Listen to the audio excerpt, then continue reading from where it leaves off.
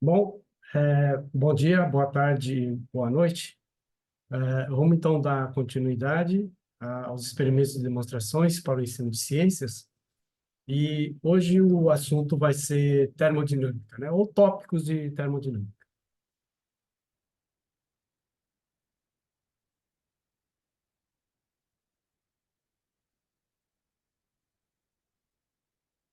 Bom, é, antes de mais nada, como a gente fala de termodinâmica, a gente tem que falar sobre algumas variáveis de estado, né? Tais como pressão, volume e temperatura, se tratando de gases. Então, essa demonstração é bem interessante, essa experiência, que mostra um pouco da teoria cinética dos gases, né? Que a gente pode usar para definir o que é pressão, volume e temperatura, né? Então, aqui é um experimento que mostra macroscopicamente essas grandezas, pressão, volume e temperatura. Vamos ver aqui o vídeo. Então, aqui é um tubo de vidro, que pode ser de plástico também. Aqui tem um pistão feito com plástico. E aqui eu acoplei num pequeno motorzinho elétrico, que tem aqui uma rodinha excêntrica. Conforme ele gira, ele faz um movimento de vai e vem, para cima para baixo.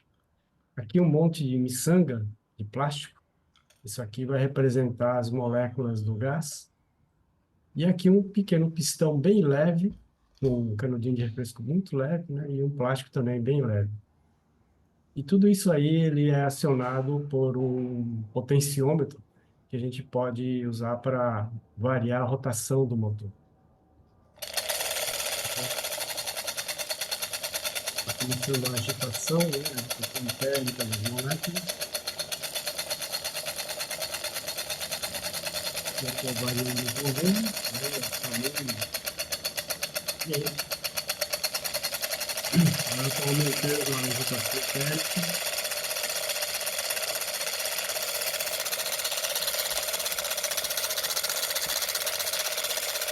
Então, as estão um pouco mais agitadas, aumentando mais então a agitação térmica.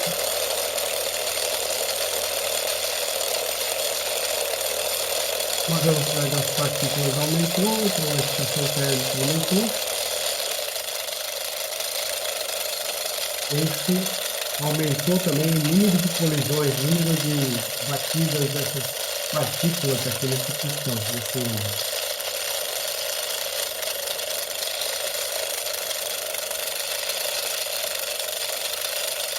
Bom, aqui a gente pode, então, representar o que seria volume, né? Volume seria o espaço onde estão essas partículas, né? O recipiente, tamanho do espaço do recipiente.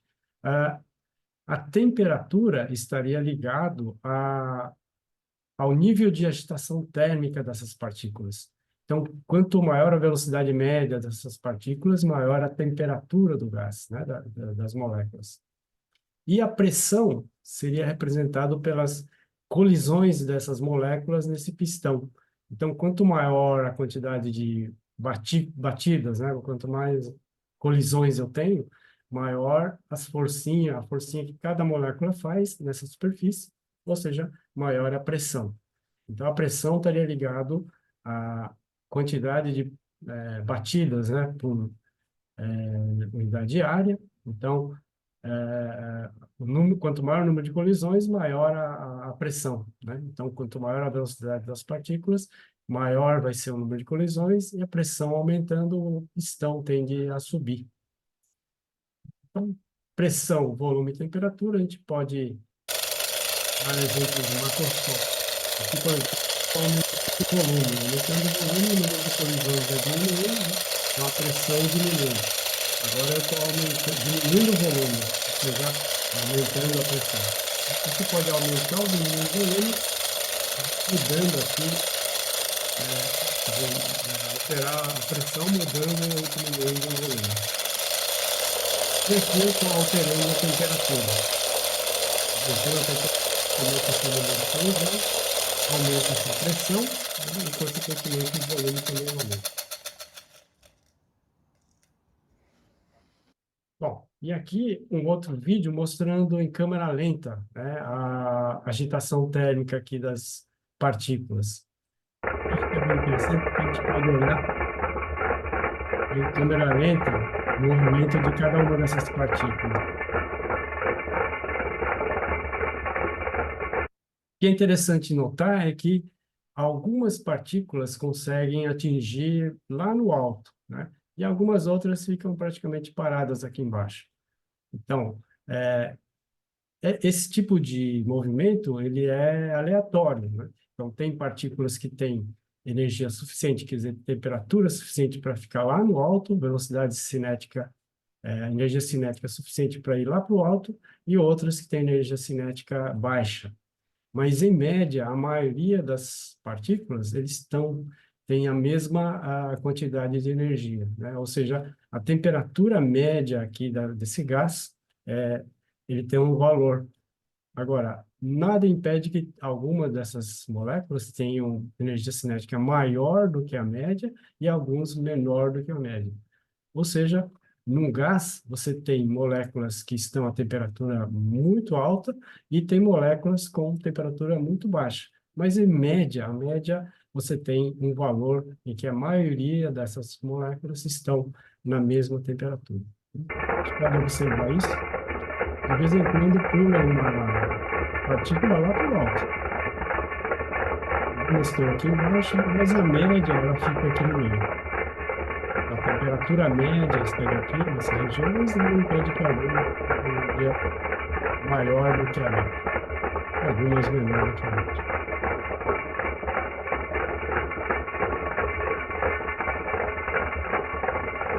Bom, então vamos agora o próximo. Agora vamos falar um pouco sobre os métodos de medição de temperatura, né? Então, esse aqui é o termoscópio de Galileu. Então, o termoscópio de Galileu. Galileu, em 1592, ele inventou aqui um método para aferir, para mostrar a variação de temperatura. Então, aqui eu tenho um balãozinho de vidro, né? Feito no sopro. E aqui um tubinho bem fino, quase um tubo capilar.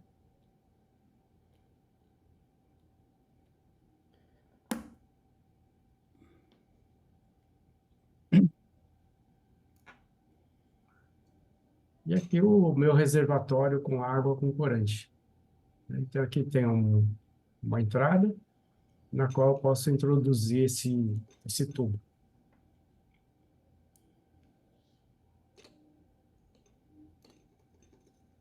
Esse tubo entra folgado aqui no reservatório e conforme eu coloco a mão, eu aqueço o ar dentro da bola da esfera de vidro e a gente pode observar que sobe umas bolhazinhas de ar aqui.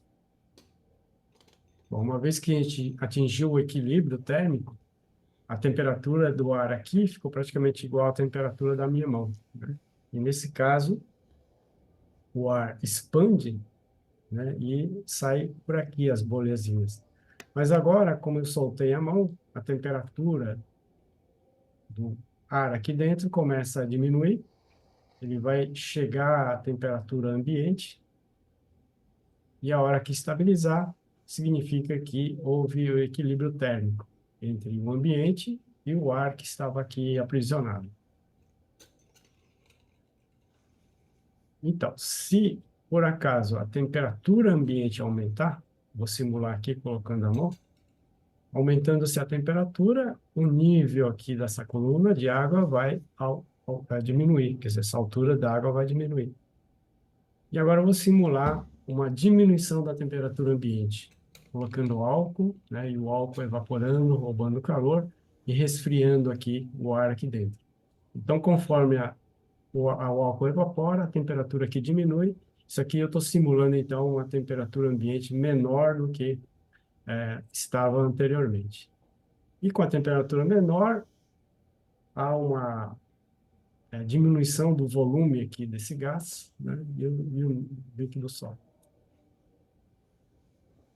Agora, esse termômetro tinha um inconveniente, né? Como isso aqui é um tubo que está aberto, né? Esse recipiente está aberto. Conforme houvesse variação da pressão atmosférica, esse nível da água subia ou descia, né? Então, além da temperatura, tinha a influência da pressão atmosférica. Então, como fez o Galileu para resolver esse problema, né? Ele inventou um outro termômetro, que agora independia da pressão atmosférica. É um tubo totalmente fechado, e aqui ele colocou alguns objetos, né, que tinham densidade calibrados conforme a temperatura do álcool, né? Esse líquido aqui fora do tubo, dentro do tubo, é álcool, que eu coloquei, porque o álcool ele tem uma variação de volume muito grande, né? Constante de dilatação razoavelmente alto. Então, conforme a temperatura, ele varia bastante o seu volume, ou seja, muda a sua densidade mais facilmente, de acordo com a temperatura. Então, vamos ver aqui esse vídeo que é uma demonstração. Inicialmente eu tinha colocado esse termômetro na geladeira, então a temperatura aqui está uma temperatura menor, né, do que do ambiente. Por isso, todos esses objetos estão na parte de cima, ou seja, a densidade do líquido é maior do que a densidade desses objetos aqui. Cada um deles é calibrado para afundar numa determinada temperatura. E com o secador de cabelo, eu estou aquecendo aqui. Conforme o álcool aqui vai aumentando a temperatura, de dele diminui, a densidade desse objeto vai de lado para dentro.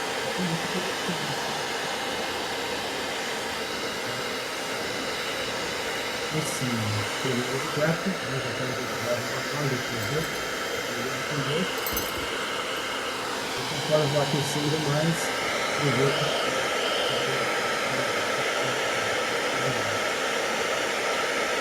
cada ponto desse é calibrado para descer e determinar a temperatura.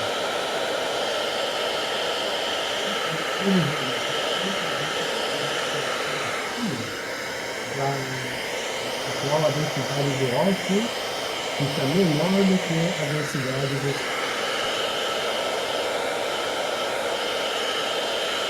Aqui, a maneira indireta de medir a temperatura, né? Que é através da densidade do líquido. Quanto maior a densidade, quanto maior a temperatura, menor vai ficando a densidade desse líquido. E como a densidade desses corpos aqui não se altera praticamente, você pode fazer ele afundar ou boiar conforme a temperatura. Bom, agora vamos falar um pouco sobre as transformações gasosas, né? A lei de Boyle-Mariotti, né? A transformação isotérmica. Então, essa lei relaciona uma transformação na qual a temperatura fica constante.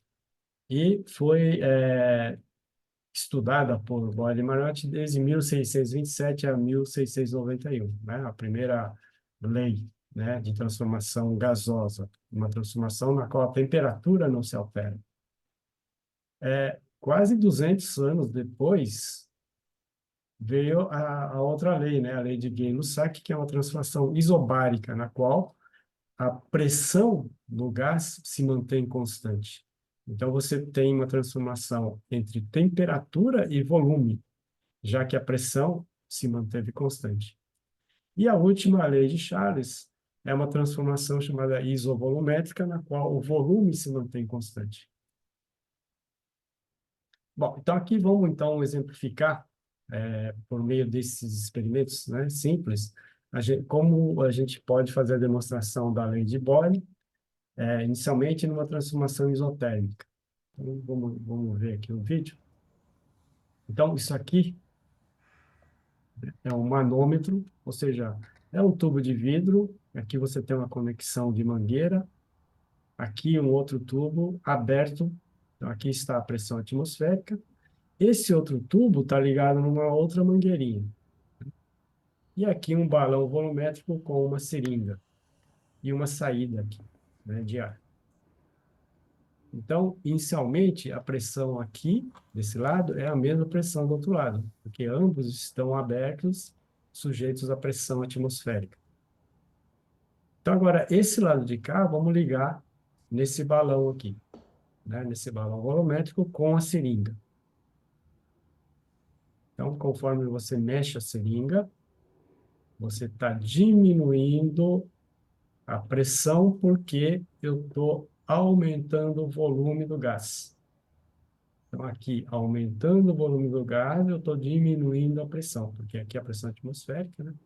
Então, a pressão dentro do gás você pode medir por meio dessa diferença das colunas. Bom, agora eu vou deixar o pistão numa determinada altura, vou deixar ele com um volume maior, e agora eu vou diminuir o volume, né? E a gente pode observar a variação da pressão. Então, diminuindo o volume, a pressão agora aumenta, né? Então, se eu fizer isso bem lentamente, né, num processo chamado quase estático, a temperatura praticamente se mantém constante, né? Eu não posso fazer isso muito rapidamente, porque senão eu posso aquecer o gás ou resfriar o gás, né? Se você fizer esse processo muito rápido. Então, num processo bem lento, você considera que a transformação, a temperatura praticamente não se alterou. E com isso você pode fazer um estudo de volume e compressão, né? E o pressão você medindo através desse manômetro, através dessa diferença de coluna de água. Bom, a outra lei, a lei de Gay-Lussac, você pode exemplificar usando apenas esse balão volumétrico aqui e a seringa. Então, vamos agora fazer uma transformação cuja pressão do gás se mantém constante. E aqui eu tenho uma seringa, né, de novo, é o mesmo balão, só que agora não tenho mais aquele manômetro lá. Então, eu fechei agora o balão, né? Então, agora nós aprisionamos o gás aqui, né, o ar aqui dentro do balão. E a seringa pode se deslocar livremente, praticamente sem atrito. Então, se eu tirar o ar, né, ele desce.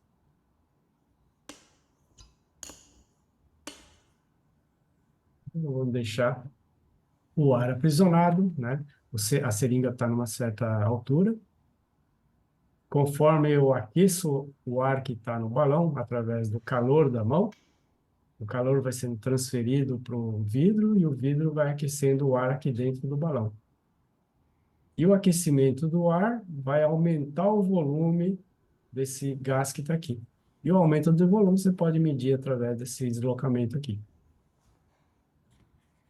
Então, aqui eu tenho... Bom, agora eu vou fazer a diminuição da temperatura. Eu borrifei um pouco de álcool agora. O álcool vai começar a evaporar, roubar calor, e a temperatura desse gás agora vai diminuir. E conforme a temperatura do gás diminui, a gente pode observar que o volume também diminui.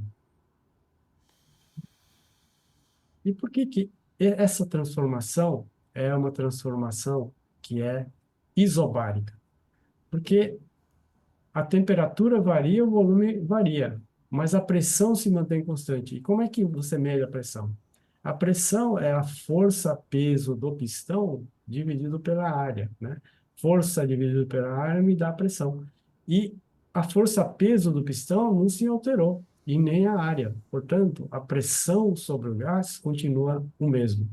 Por isso, a gente pode garantir que aqui há uma transformação isobárica, né? Quer dizer, a pressão sobre o gás se mantém constante. O que houve é a alteração do volume em função da variação da temperatura, né? Então, essa transformação você pode estudar a variação de temperatura com a variação de volume, mantendo a pressão constante.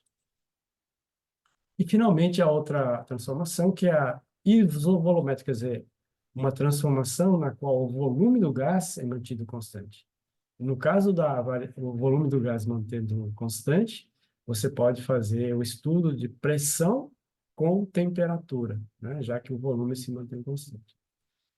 Isso a gente pode chamar também de termômetro a gás, né? Por que termômetro a gás? É um termômetro que a gente pode utilizar variando a pressão no gás, né? E mantendo o volume constante, né? Então, tendo um gráfico de pressão e temperatura, você pode fazer uma aferição e descobrir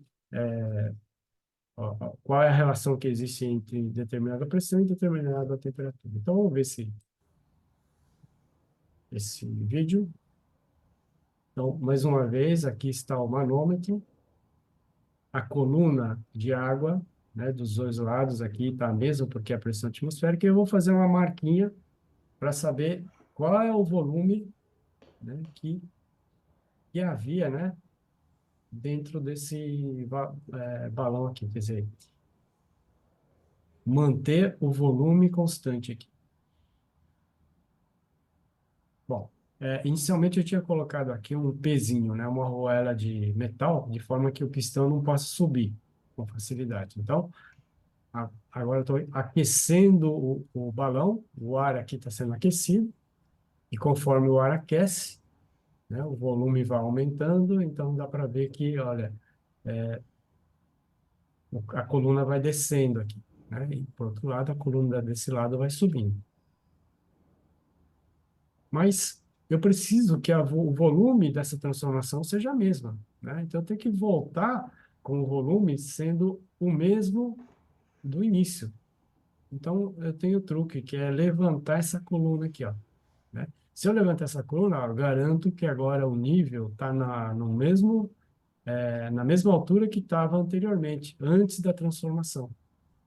Então, agora eu relaciono temperatura, né, com pressão. Basta medir essa pressão aqui, ó, pressão hidrostática, né? Então, estudo de temperatura com pressão você pode fazer desde que o volume se mantenha constante. Então, toda vez que eu for fazer uma variação de temperatura, eu tenho que fazer com que o volume chegue no mesmo ponto que estava anteriormente.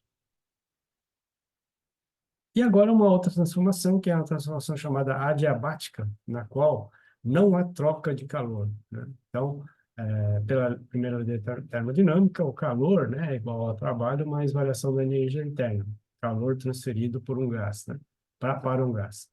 Então, quando você tem uma transformação na qual o calor, a troca de calor é zero, tá? Então, todo trabalho realizado ou aumenta a energia interna ou diminui a energia interna. Depende de como você fez, se foi uma compressão ou se foi uma expansão, né?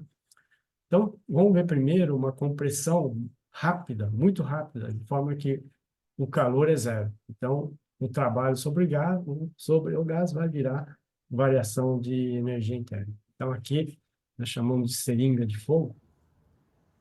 Então, temos aqui um tubo de vidro, né, um vidro razoavelmente com paredes grossas, né, para poder aguentar a grande variação de pressão. Aqui um pistão de latão com anéis de borracha para a gente poder lubrificar. Então, são pequenos anéis de borracha.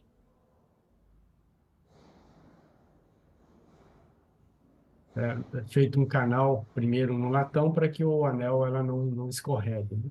E aqui óleo de máquina Singer, né, o óleo Singer, é para você lubrificar esses anéis, né? Porque eu quero que o atrito seja muito pequeno, de forma que a compressão seja muito rápida. Aqui um pouquinho de algodão, um pedacinho bem pequenininho de algodão, né? Que o algodão é um bom combustível e ele queima a mais ou menos uns 400 graus, ele entra em ignição. Então, qual que é a ideia? A ideia é comprimir o gás muito rapidamente, de forma que todo o trabalho realizado vire variação de energia interna e que a temperatura do gás fique acima dos 400 graus, de forma que eu possa queimar o algodão. Inicialmente, a gente dá uma oxigenada. A primeira tentativa falhou. Aí, na segunda, a gente viu, né, o fogo. Quer dizer, queimamos totalmente o algodão usando uma compressão adiabática, compressão muito rápida. E na expansão adiabática é a mesma coisa, não há calor, então o trabalho realizado pelo gás vai ser, vai ser às custas da diminuição da energia interna, ou seja, vai diminuir a temperatura do gás, né? Então, para ver essa expansão, a gente montou aqui uma garrafa PET Aqui uma rolha de borracha com termopar, só para a gente poder verificar a temperatura interna do gás que está aqui. Então, vamos ver aqui rapidamente o vídeo. Então, tá 26,2 graus, né? Mas é uma garrafa PET, né? Normal. Aqui, uma rolha de borracha que ela é fechada hermeticamente, né? E aqui o termopar. Ele vai medir a temperatura interna do gás.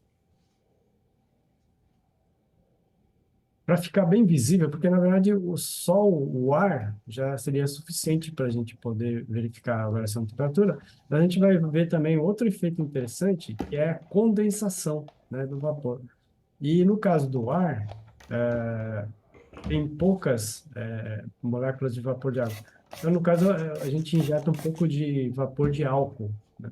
E o vapor de álcool, quando condensa, ela fica aquela nuvem, forma aquela nuvem, a neblina, e fica bem visível, né, a formação da nuvem.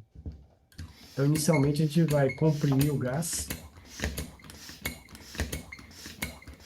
Estou realizando trabalho, né, e estou aumentando a pressão aqui do gás. Então, dá para ver que há um pequeno aumento da temperatura, né, porque agora eu estou fazendo um processo que, né, não é quase estático. Então, eu estou mais ou menos que aumentando a temperatura por causa da compressão do gás. Agora vamos expandir o gás muito rápido. Pronto. A hora que expandiu, formou essa nuvem, né? Por causa do resfriamento do gás e a condensação do vapor. A gente percebe que a temperatura diminuiu bastante, né? Quase 10 graus de variação. Vou fazer de novo. Então, esse é um processo na qual você pode conseguir gerar, quer dizer, a geração de frio, né? Então, na geladeira, por exemplo, você tem os dois processos, né? O processo de expansão, né, diabática do gás, e o processo também de mudança de estado físico, né? A evaporação de um líquido comprimido, né? Então, você tem um processo de evaporação, que rouba calor, e o processo de expansão diabática, que também resfria o gás. Ó, 28 graus, mais ou menos. E aí, quando expande, a temperatura cai mais ou menos para uns 18 graus, né? Quase 10 graus de variação por causa dessa expansão. É muito rápido. Então, tem que ser rápida para que o calor seja quase zero. Bom, aqui tem outro experimento para gerar frio, né? Não tem muito a ver com aquele a expansão adiabática, mas já que estamos falando de frio, nós vamos falar agora do crióforo de Wollaston, né? Que vai ser um experimento bem interessante que mostra como você pode resfriar um recipiente aqui, né? No caso, colocando água com gelo. Então, vamos ver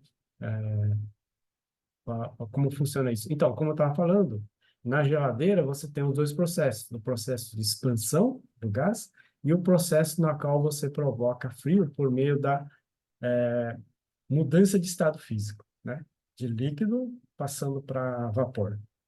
Então, nesse processo, você também gera frio, né? Ele rouba calor aqui da superfície do vidro. Então, vamos ver aqui esse experimento.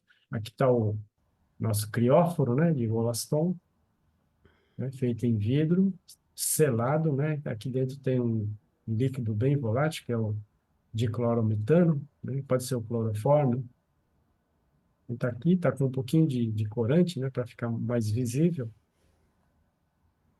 Então, agora a gente colocou de ponta cabeça, vamos aquecer para que o líquido vai todo para esse recipiente, para esse lado para essa extremidade aqui.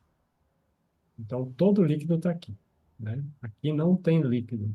Aqui só temos o vapor do líquido, né? E aqui o líquido. Não tem ar aqui, tá? Então, se tiver ar, esse experimento não funciona. Ele só funciona porque só tem o líquido e o vapor do líquido. Então, aqui é água com gelo. Então, a hora que você mergulha aquela extremidade no gelo, a gente percebe que imediatamente começa a entrar em ebulição aqui, quer dizer, começa a sair bolhas, de forma que há uma vaporização muito rápida, né? Então, uma ebulição aqui do líquido. Aí, como o líquido está mudando de estado físico muito rápido, ele está retirando o calor aqui das paredes do vidro. Isso faz com que as paredes do vidro fiquem frias, exatamente nesse ponto onde ocorre a mudança de estado físico. Então, aqui eu tentei colocar um pedaço de fita crepe, né? Mas ele não grudou porque aqui ele está acontecendo muita condensação do vapor de ar que tem na atmosfera da sala, e aí não gruda. Então, a bolinha fica suando, né? Porque acaba condensando o vapor. Vamos tentar colocar ele bem na superfície. Vou segurar com a mão mesmo. E aqui, ó, dá para perceber que já está em 12 graus, né? A temperatura ambiente nesse dia estava em torno de 25 graus, né? Mas a gente percebe que bem aqui onde ocorre, né, a mudança de estado físico, a temperatura é bem menor. E vamos colocar, por exemplo, qual é a temperatura em outro ponto aqui do vidro, né? Vamos colocar aqui, por exemplo, qual é a temperatura. Gente, aqui a temperatura é a temperatura ambiente, né? Aqui é a temperatura, não tem resfriamento aqui, porque nessa posição não tem mudança de estado físico. A mudança de estado físico ocorre aqui. Ó, conforme a gente agita, a gente pode ver que começa a borbulhar, quer dizer, aqui está tendo evaporação do líquido e a temperatura cai, está uns 9 graus já, né? E cai mais ainda. Então, se eu deixar mais tempo, todo esse líquido evapora, né? Temperatura bem baixa. Então, esse é um sistema para você gerar frio, né? E na geladeira você tem, então, esse processo também, além daquela expansão que nós vimos, né? A variação, a mudança de estado físico. E como é que isso ocorre? É que aqui tem água com gelo, né? Então, o gás que aqui havia, ele vai se condensar por causa do frio. Então, o gás que vai aqui vai sendo condensado. E conforme o gás condensa, ele vai deixando um vazio, né? Quer dizer, a pressão diminui, e a pressão diminuindo, esse gás, esse líquido aqui começa a evaporizar, começa a ferver, né? Então, quanto menor a pressão, né, mais vai ter ebulição daquele líquido e mais frio ele vai gerar aqui em cima. Então, vamos voltando aqui o líquido para o outro lado do recipiente. Então, esse é o crióforo de evolução. Bom, aqui um outro experimento que é fácil de reproduzir também, né? Que é pesando o ar, né? Determinando a massa através do lei dos gases. Então, é o seguinte, aqui a gente tem uma garrafa PET, e eu peguei na tampa dele, eu colei uma válvula de pneu. Então, essa válvula faz com que você encha de ar, mas o ar não consegue sair, né? Isso aqui é bem útil. Então, a própria tampa, ele serve, né, para vedar bem a garrafa e só tem a saída por meio dessa válvula. O ar só entra, mas não sai. Então, vamos ver esse vídeo. E temos que ter também uma balança com pelo menos centésimos de grama, né? Centésimos de grama a resolução. Então, está aqui a balança, né? Está zerada.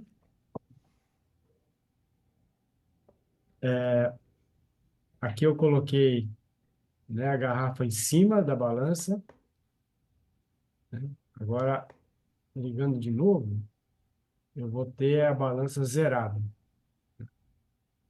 Então, agora eu tirei o peso da própria garrafa, né? Então, se eu colocar a garrafa de novo, vai estar zerado. Tudo que ele pesar agora vai ser o que tiver a mais na garrafa. E o que nós vamos fazer é colocar ar, né? Injetar ar. E por isso que eu chamei de pesando o ar.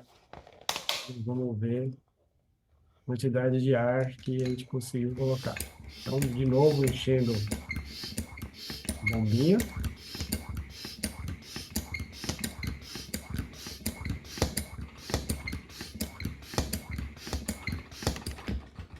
Está bem dura, a pressão já está bem alta aí. Tem bastante quantidade de ar aí agora. O volume se manteve praticamente constante, né? Mas a pressão aumentou bastante.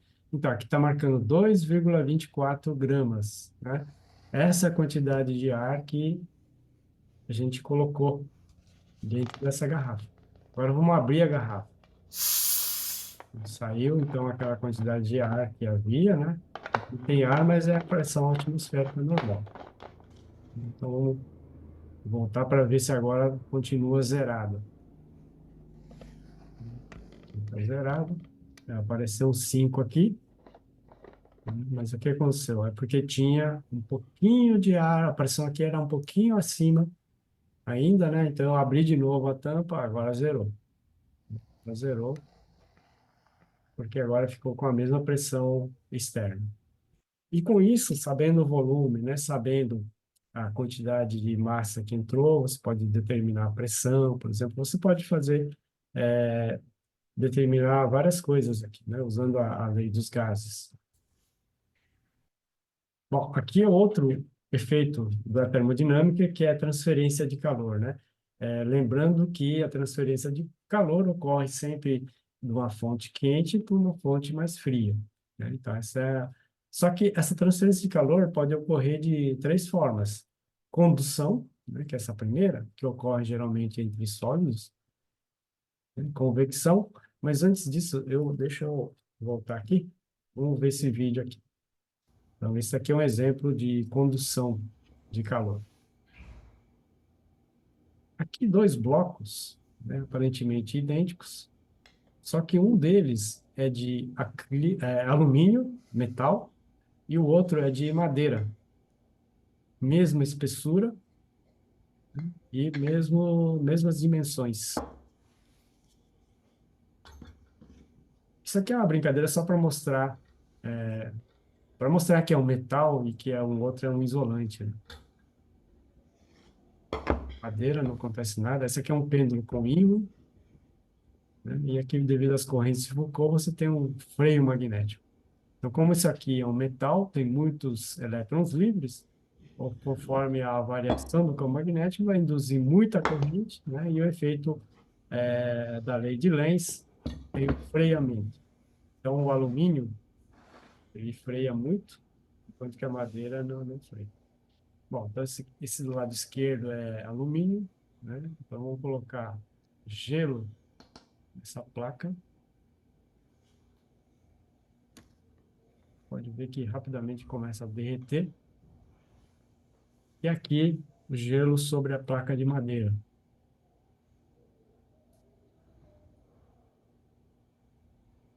Então, rapidamente, o gelo vai se aquecendo, né? Ou seja, o calor passa da placa, que está mais quente, para o gelo, que está mais frio.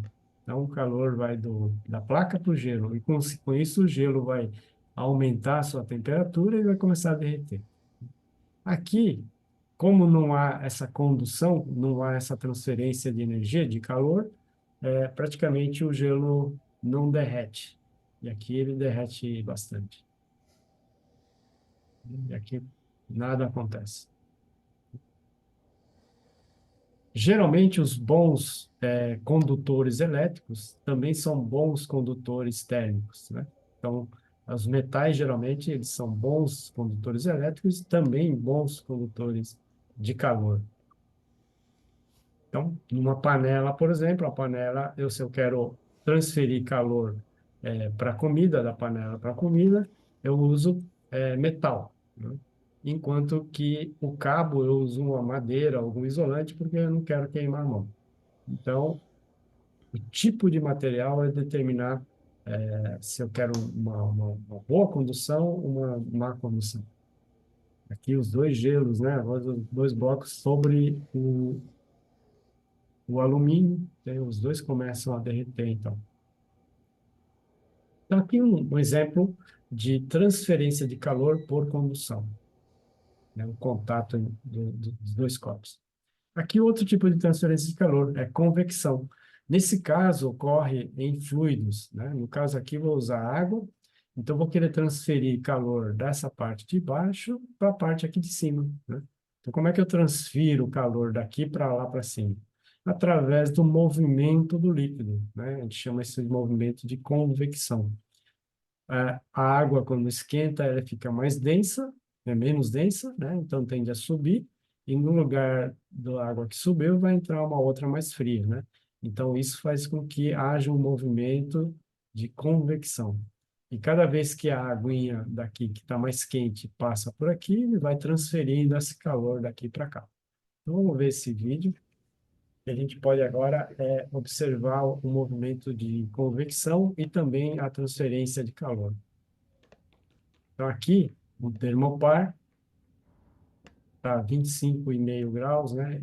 E esse tubo aqui, circular aqui, esse tubo, já está previamente cheia de água. Então tem água até aqui, ó, né? Até a boca. Aqui eu tenho uma abertura, então a água está aqui totalmente cheia, né? Que mostra onde é que está a temperatura, onde é que eu estou medindo a temperatura, nesse ponto aqui.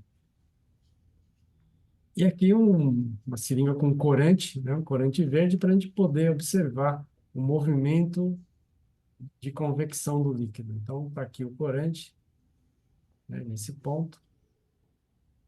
E agora vamos esquentar esse lado aqui. Aqui a espiriteira. Então, estou esquentando a água exatamente nesse ponto, né? Então, a água, quando esquenta, diminui a densidade, ele tende a subir. E esse movimento, ó, já está começando. Ele arrasta o corante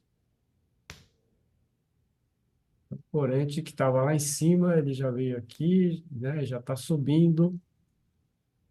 Junto com ele vai levando o calor, né? O calor vai sendo transferido. E agora, esse ponto que estava a 20 e poucos graus já está a 36. Cada vez que mais moléculas de água vão circulando, mais calor vai sendo transferido. E aqui, então, a temperatura aqui já está ficando em torno de 44, 45, e assim por diante. Aqui está a parte quente, aqui a parte fria. E transferindo o calor de um ponto para o outro por meio do movimento do fluido, no caso a água. Aqui já está 55 graus. Vou dar uma adiantada, 60 graus, 68 graus, 70 graus. Então, aqui já está 70 graus, né? Aqui, então, está uma temperatura maior ainda, né? Daqui a pouco vai começar a criar bolhas de vapor aqui, vai começar a ferver aqui. Então, antes que isso aconteça, né, a gente parou o experimento.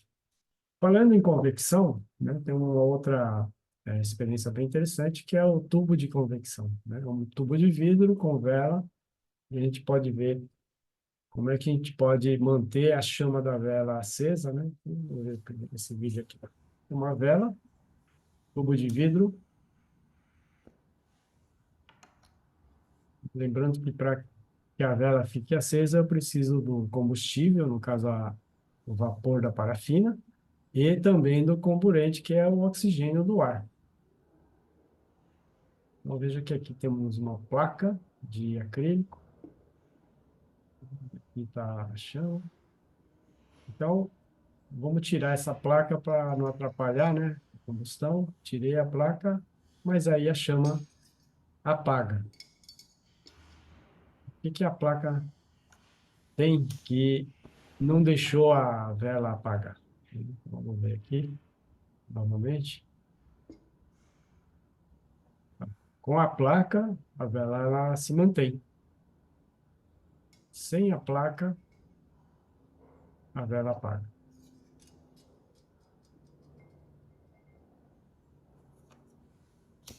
Mais uma vez, vamos agora ver um outro efeito, que vamos trocar, vamos inverter agora, invertemos isso tudo. De novo a placa. Então, se eu tirar a placa, será que ela vai apagar? Bom, agora não apaga mais. Ah, dando um sopro, ele apagou. Mas como é que o sopro atravessou o vidro?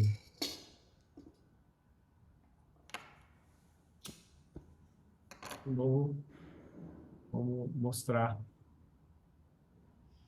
deve ser feito.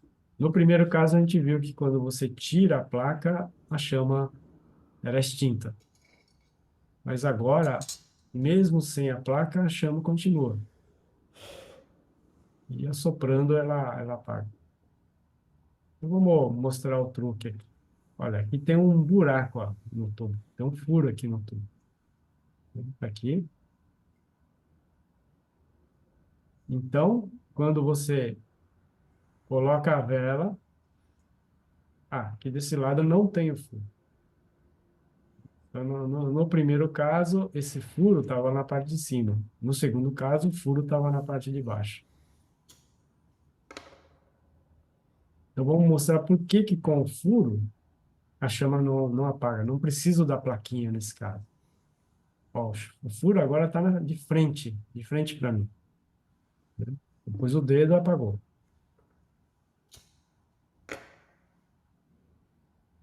De novo, deixando o furo de frente para mim, né? E vamos assoprar. Se você assopra, entra mais oxigênio aqui. Então, a chama fica mais forte até. Agora, quando eu viro e assopro, né,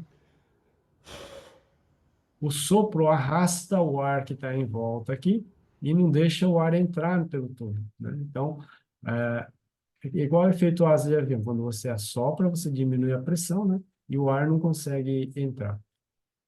Agora, a plaquinha, né? Qual que é o segredo da plaquinha? A plaquinha, no primeiro caso, quando o furo do tubo estava aqui em cima, ele faz com que haja um movimento de convecção, né? Então, por um lado entra ar frio, né? E do outro lado o ar quente. Então, quando você coloca a placa, você promove, então, um movimento de convecção, né? Porque você separa o ar que entra e o ar que sai. Agora, sem a placa, não tem como o ar entrar, só o ar quente sobe.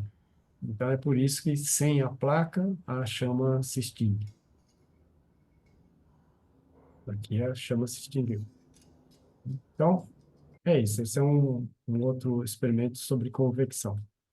E o último método de transferência de calor é a transferência de calor por irradiação, né? Então, nesse método, a transferência ocorre por meio dessas ondas eletromagnéticas, né, da radiação.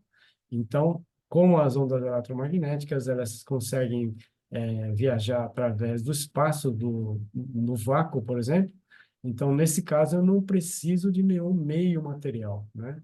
Então, nesse caso, eu transfiro a quantidade de calor, a energia, mas sem que haja um meio material, né? Então, esse experimento mostra que não precisa ter nada aqui entre a fonte e o objeto que você quer aquecer.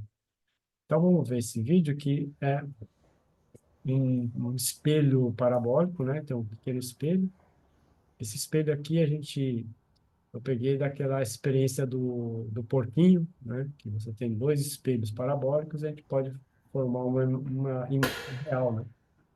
E o porquinho aparece na parte de cima. Então, aqui fósforo, né? Pus dois fósforos para garantir, para aumentar a área aqui, para focalizar melhor. Aqui uma lâmpada de 150 watts, incandescente.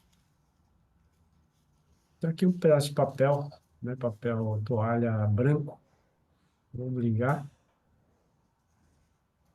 Papel toalha branco. E vamos tentar queimar, colocando o papel bem no foco do espelho parabólico.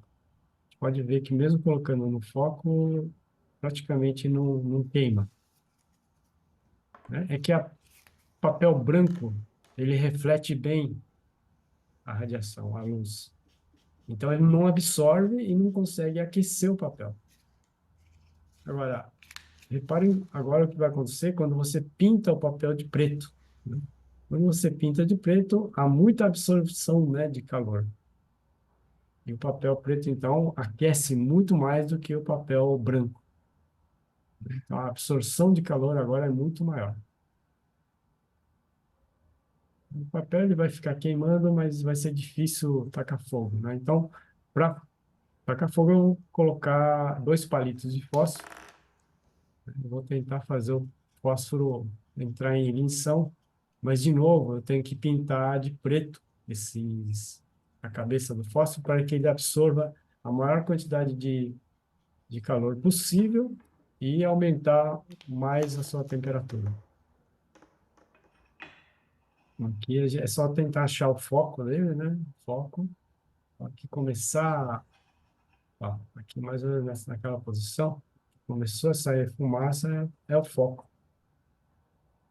Então, tá aqui o foco, está já absorvendo bastante calor, bastante radiação, aumentando a temperatura, né? Quando chegar àquela temperatura de ignição, né, o fósforo pega fogo.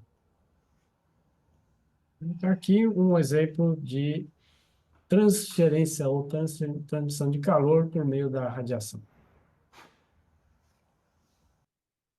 Bom, agora vamos falar um pouco sobre máquinas térmicas, né? E falar um pouco sobre o poder do vapor, né? E toda a revolução industrial ocorreu por causa das máquinas térmicas, das máquinas a vapor. Então, isso aqui foi uma revolução na indústria. Vamos falar um pouquinho sobre o que acontece quando a água vira vapor, né? Quando a água muda de estado físico. Então, deixa eu voltar aqui. Vamos falar de mol de moléculas, né? Porque a quantidade de moléculas de água no mol é extremamente alto, né? O número de moléculas. E a gente vai ver um mol de moléculas, o que acontece com ele quando está no estado líquido e o que acontece quando vira vapor. Vamos lembrar um pouco das aulas de química, né? Um mol de hidrogênio tem 1 grama. Se eu olhar na tabela periódica, né? Um mol de molécula, de átomos de hidrogênio, ele tem a massa de mais ou menos 1 grama, né? A massa molar.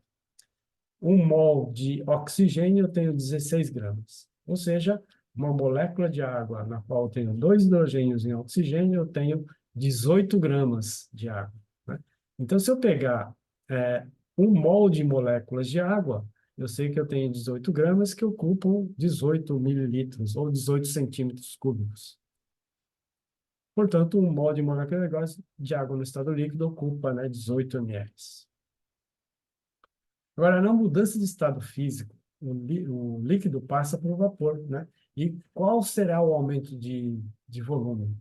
Porque o líquido você enxerga, você sabe quantos tem, mas a hora que vira vapor, né? Quando vira gás, você não enxerga mais. Então, você não sabe qual o volume que ele passou a ocupar. Então, para isso, a gente vai fazer uma pequena aproximação, né? Usando a lei dos gases. A gente sabe que o vapor de água, na verdade, não é um gás ideal, né? A gente pode fazer uma aproximação.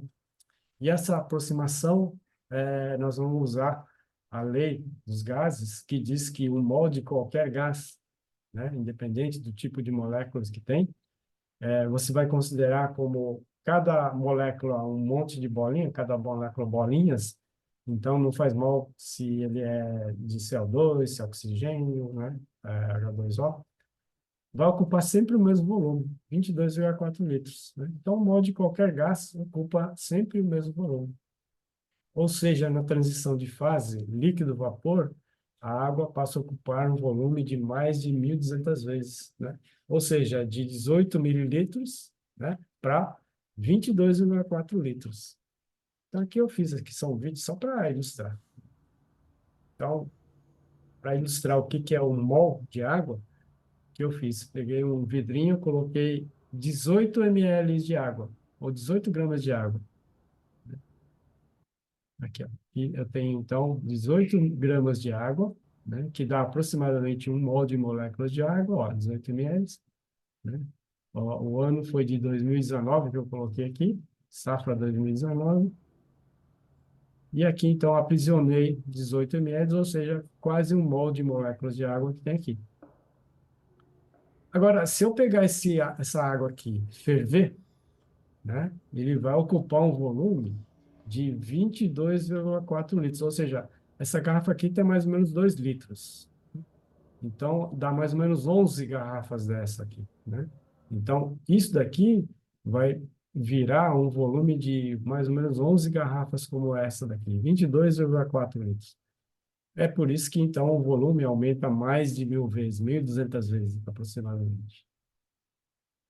E a gente sabe o poder do vapor, né? Quer dizer, quando você aprisiona a água e esquenta, você sabe que o vapor vai ocupar um volume mais de 1000 vezes maior do que estava no estado líquido, né? Então, uma panela de pressão, por exemplo, na qual você tem água e está fazendo ele virar vapor, se o vapor não tiver nenhuma saída, ele vai explodir, né? Ou seja, ele vai querer ocupar o volume mais de 1200 vezes maior do que tinha no estado líquido, né? E por isso que ocorrem essas explosões.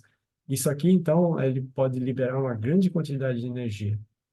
É por isso que a gente chama de poder do vapor.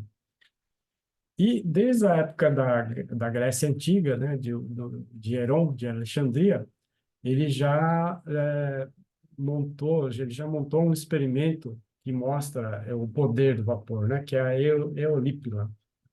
Esse dispositivo aqui, nós vamos ver aqui em funcionamento. Esse aqui eu fiz com um tubo de vidro, né, e aqui eu tenho duas saídas bem finas, é um orifício bem pequeno, e tem água aqui. Então, o que nós vamos fazer é transformar esse líquido em vapor. O vapor vai querer ocupar um volume muito maior, 1200 vezes, e esse vapor vai sair em alta velocidade por esses dois furos. E pela lei da ação e reação, se o vapor sai de um lado, ele empurra o bico para o outro lado. Lei da ação e reação. E é por isso que a eolípila começa a girar. Então, como as paredes do vidro aqui são bem finas, a água entra rapidamente em ebulição, né? Apesar do vidro ser um bom isolante térmico, como a espessura do vidro aqui é pequena, a gente consegue fazer evaporar bem rápido, além da quantidade pequena. Então, aqui é uma velocidade incrível que ele atinge. Na época de Heron de Alexandria, ele servia apenas como diversão, porque não servia para nada isso, não tinha nenhuma utilidade. Simplesmente o pessoal se encantava vendo a transformação de energia térmica em energia mecânica. Essa aqui, a rotação aqui é muito, muito alta. Vamos parar isso aqui, vamos ver isso aqui em câmera lenta, né? Mas mesmo em câmera lenta, a gente vê que é rápido. Então, aqui está em câmera lenta, está piscando um pouco, mas a gente pode observar que a rotação dele é muito alta. Do outro lado, se esses furos, essa coisa explode. A explosão é uma coisa impressionante, né? É como se fosse uma bomba. Eu falo isso porque já explodiu uma vez e as pessoas do outro prédio vieram ver o que tinha acontecido, né? Então, isso aqui é uma coisa que tem que tomar muito cuidado. Bom, outro exemplo, né, de uma alteração do volume são as usinas, as máquinas térmicas. E aqui, então, já tem uma utilidade, né? Então, vamos ver esse vídeo que mostra uma termoelétrica.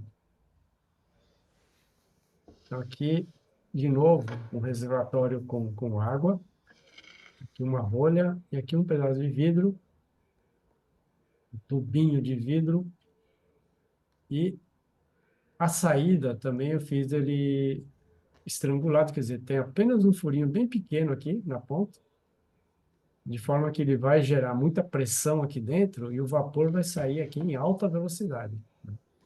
Tem que ter essa velocidade alta, senão eu não vou conseguir gerar velocidade suficiente para girar aqui as pás. Essas aqui são pás feitas de colher de plástico descartável, né? E com cola quente eu fixei ele no eixo. Aqui são ímãs, né? Ímãs de neodímio, elas estão grudadas aqui em um pedaço de parafuso. E aqui um disco de CD para suporte. Então, aqui uma tampinha com cola quente.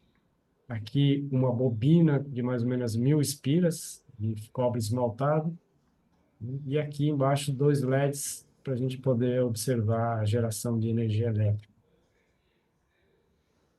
Vamos deixar isso aqui bem na saída do vapor, né, quase tangencialmente. A água aqui já estava previamente aquecida, né? Então, por isso que vai ferver rápido. Pronto, aí já está gerando vapor. O vapor está começando a sair por aqui em alta velocidade. Bateu no tubo, então agora vai.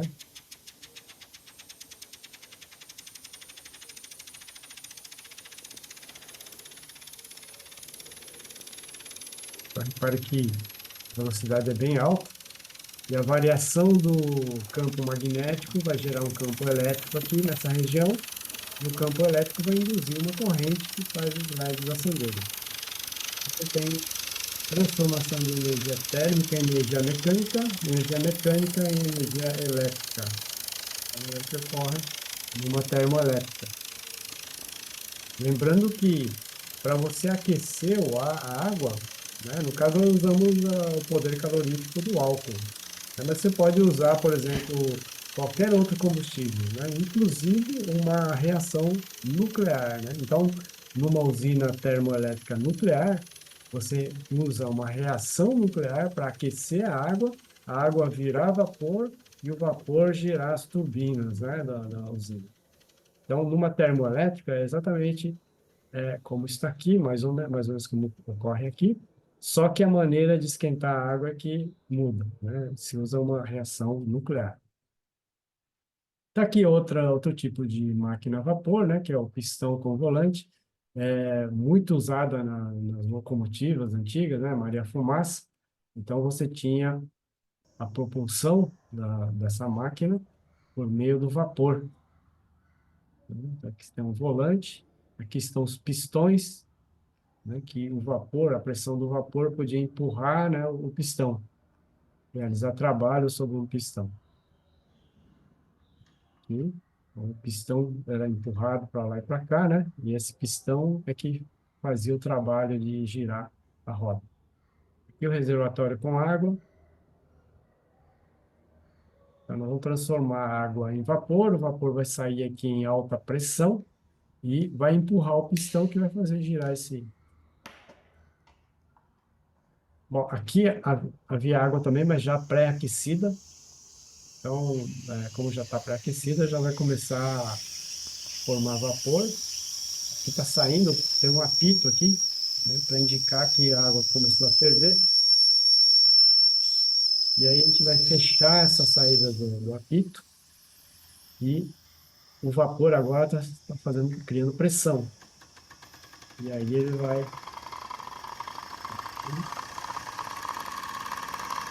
pode virar esse volante. Pode ser usado, por exemplo, em uma locomotiva, né? Então, energia mecânica. Nesse caso, a gente pode usar um gerador. No caso, o gerador, temos agora um motor elétrico pequeno, e o motor de corrente contínua também serve de gerador. Você tem ímãs e bobinas dentro, para então transformar energia mecânica em energia elétrica por meio desse gerador. Os LEDs, então, estão acesos por meio da energia vinda do gerador. Outro exemplo do poder do vapor, só que agora com pistão e volante. O volante seria essa roda. Bom, vamos agora para outra máquina térmica, né? Essa é uma das primeiras máquinas térmicas, né? Que tinham uma utilidade, né? Que é a máquina de Savory. Vamos mostrar aqui o princípio da máquina de Savory, né? Que é a bomba de sucção. Vamos ver esse vídeo. Então, aqui é um balãozinho de vidro, né? E aqui o tubo ele é aberto. Né? Tudo isso é feito no sopro, né? Então, eu pego um tubo, né? Coloco no maçarico, assopro, né? Forma essa bolinha. E aqui é um suporte para segurar, né? Porque aqui esquenta bastante, então eu uso um suporte para poder segurar. Então, quando você aquece o vidro vai aquecer o ar que está dentro desse balãozinho aqui. E conforme o ar vai resfriando, ele vai diminuindo a sua pressão, né? E com isso vai diminuir o volume, ou seja, o líquido vai começar a subir aqui, né? Tal qual aquele termoscópio de Galileu. A pressão atmosférica vai empurrar o líquido para dentro, já que a pressão aqui vai ficar um pouquinho menor que a atmosférica. Vou ajudar a dar uma esfriada mais rápido, né? Mas a gente percebe que mesmo resfriando, essa quantidade aqui, ela fica com ar, né? Isso aqui é ar, então. A quantidade de ar que havia aqui, que você esquentou, aumentou de tamanho, quando esfriou, ele voltou ao tamanho original. Então, aqui é ar, só que agora vamos mudar. Vamos colocar água aqui, né? E vamos fazer essa água ferver. Quando você ferve a água, você está formando bastante vapor aqui nesse recipiente, e o vapor vai começar a sair, ou seja, ele vai arrastando o ar que estava aqui, né? Então, esse recipiente aqui vai ficar saturado de água e o vapor de água. Então, vai criar bastante vapor, dá até para ver depois uma fumacinha, né, mostrando que está saindo bastante vapor de água. Ou seja, aqui não vai ter mais ar, praticamente, né? Só água e o vapor de água. Você virar, olha, vai sair toda a água, só que quando eu coloco na água, olha, ele preencheu totalmente, inclusive dá um tranco, de forma que agora não tem mais ar aqui, ó, só água. Porque todo vapor vira água, não deixa nenhum vazio. Se tivesse ar, então ele não ia ocupar todo o volume, né, que é o primeiro caso. Então, esse é um princípio interessante que o Savery utilizou como bomba de sucção. Então, aqui seria como seria a máquina de Savery, né?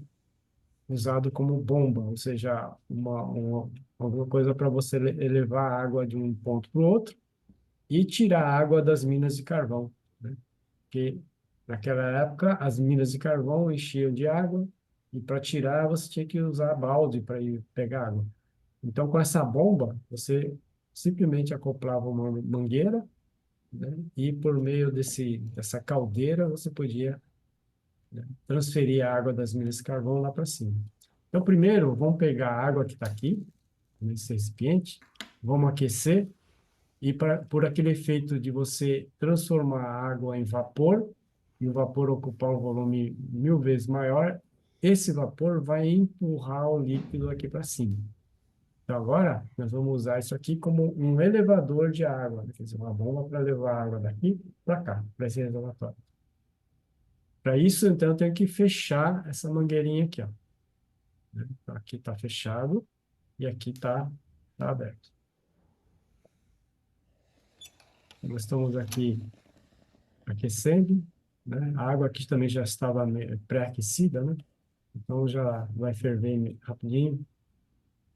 Já está começando a ferver, né? Então, isso aqui tá enchendo de vapor de água. E o vapor de água vai fazer pressão. Ó, já está começando a subir água aqui. Então, o vapor de água está empurrando o líquido, né? O vapor aqui está empurrando o líquido aqui para cima. Tem mais vapor sendo formado, né? Mais volume ele vai ocupar, ele vai aumentar a pressão e ele vai empurrar o líquido para cima. Está fervendo. O líquido passou todo aqui para cima. Tudo quente. Agora eu posso apagar a chama. Apagou. E agora eu abro essa válvula e fecho essa, porque eu não quero que essa água desça mais. Então, o que que vai acontecer agora? Aqui está cheio de vapor de água. E o vapor de água, conforme vai esfriando, ele vai condensando. Condensando quer dizer, vapor vira líquido. E aí ele vai diminuir o volume mais de 1000 vezes. Ele vai deixar um enorme vazio aqui. E com isso, ó, ele pode pegar toda a água daqui e sugar aqui A pressão atmosférica, no fundo, é que levou essa água daqui para cá. Mas por quê? Porque a pressão aqui dentro diminuiu. A condensação gerou um vazio aqui, um enorme vazio. Então, como a pressão diminuiu, a pressão atmosférica empurra o líquido aqui para o alto. Então, essa é a máquina de seiva, né? É o princípio da máquina de seiva. E outro é, instrumento interessante é o barômetro de Goethe, né? Ou weather glass, quer dizer, ele é na verdade não é um barômetro, a gente pode chamar de baroscópio, né? Que na verdade ele vai indicar a variação da pressão atmosférica.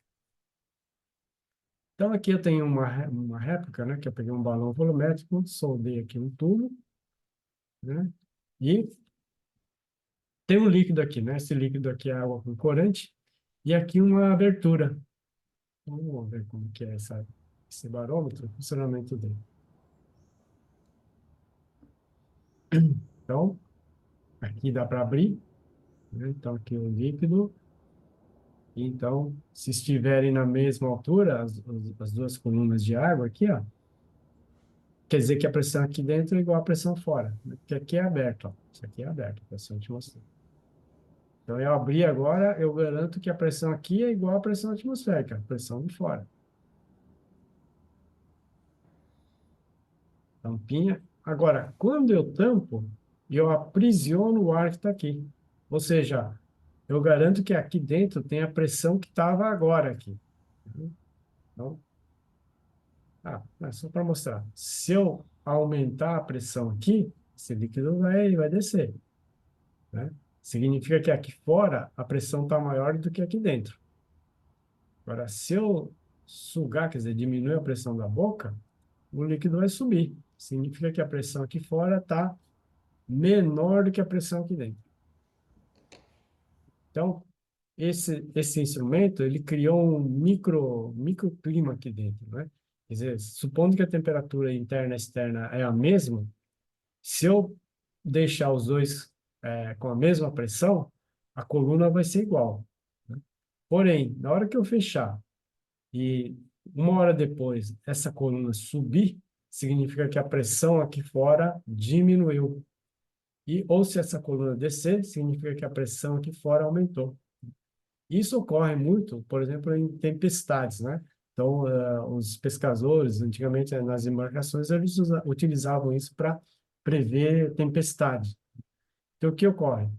Quando você tem muito vapor de água na atmosfera, né? Vamos supor, um monte de vapor de água nessa sala aqui.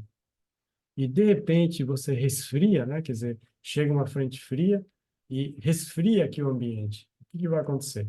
Um monte de vapor de água que estava aqui vai começar a condensar, né? Ou seja, vai formar nuvem no céu, etc. Então, a condensação vai gerar uma baixa de pressão. A condensação do vapor vai deixar um enorme vazio aqui, assim como ocorreu naquela bomba de cerveja. E com isso a pressão vai diminuir, né? Então, quando ocorre uma pressão, diminuição brusca de temperatura, significa que pode chover, né? Então, você pode ter uma indicação de que vai chover ou não, né? Isso aqui é para que serviu ao barômetro de Goethe. Supondo que a temperatura não se altere. Bom, outro exemplo é o ebuliômetro de Franklin, né? Então, é esse daqui.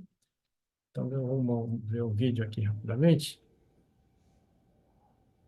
Então, aqui é uma ampola também selada, tem álcool aqui, né?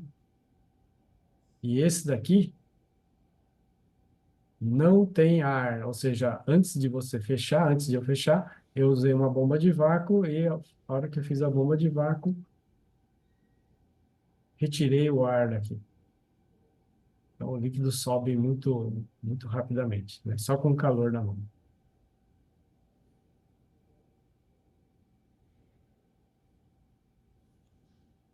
Então, esse é um tesômetro que funciona, né? Chama de tesômetro, mas é chamado de ebuliômetro de Franklin. Esse daqui é um que tem ar dentro. Então, esse balãozinho tem ar aqui dentro. Então, por mais que você aqueça, o líquido não sobe, porque tem ar. O ar vai exercer pressão, o ar não vira líquido, né? Nem mudança de estado, então fica isso aqui. Isso aqui serve de gozação, né? Porque você, se você quiser dar para alguém essa ampola e pedir para a pessoa segurar, ela não sobe, né? Então, vira gozação. Bom, aqui agora eu estou fazendo o líquido subir sem pôr a mão, ó. Simplesmente resfriando, né, a parte de cima. E não deu para ver direito, né? Vamos ver nesse outro aqui que fica melhor, ó. Então aqui fiz um suportinho para não pôr a mão mesmo. Que é a mesma coisa. Se eu aqueço aqui, parte do líquido vai virar vapor, né? E o vapor vai aumentar a pressão, vai empurrar o líquido para cima. E aqui em cima, conforme o líquido vai chegando, o vapor vai se transformando em líquido, né? Então vai diminuindo aqui o volume, né? O vapor é pressionado. Então, se eu seguro em cima, o líquido desce, que é álcool com corante. Então, agora vamos fazer o líquido subir, né? Sem pôr a mão. Passa, borrifar um pouco de álcool aqui. Aí borrifou, só o álcool aqui, evaporando, vai roubar calor e vai diminuir a temperatura interna, parte do vapor condensa, diminui a pressão, aí a pressão aqui fica maior e sobe o líquido para cima. Bom, com esse princípio, a gente tem o pássaro sedento, né? Que é baseado exatamente no como funciona ali o ebuliômetro de Franklin. Tá? Aqui tem um passarinho, né? Aqui, de propósito, eu coloquei álcool, né? Álcool 70%. Por quê? Porque eu quero fazer o passarinho funcionar bem rápido, né? O álcool, ele evapora muito rapidamente, né? Bem mais rápido do que a água. E conforme evapora mais, ele rouba mais calor da cabeça, né? E com isso diminui a pressão aqui em cima e o líquido sobe mais rapidamente. Então, esse é um passarinho que gosta de álcool, né? A gente costuma dizer que álcool é água que passarinho não gosta, mas nesse caso esse passarinho gosta. É só para mostrar que aquecendo a cabeça o líquido desce, né? Aquecendo embaixo o líquido sobe. Só que agora eu vou fazer o líquido subir sem pôr a mão, usando aquele processo que a gente viu no ebuliômetro. A gente vai molhar aqui a cabeça, então vai ficar com líquido. Aí esse líquido que está aqui evapora, né? E conforme evapora, ela rouba calor. E roubando calor, diminui a temperatura e a pressão aqui em cima fica menor. E com isso o líquido sobe. Então ele fica com esse movimento aqui, sendo que a fonte quente está aqui, né? Que é o ambiente. E aqui é a fonte fria, né? A fonte fria por quê? Porque a evaporação gera frio. Então, aqui é a fonte fria da minha máquina térmica e aqui é a fonte quente da minha máquina térmica.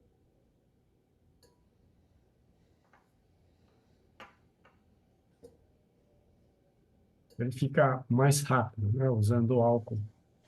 Se fosse água, ele funciona também, mas mais devagar.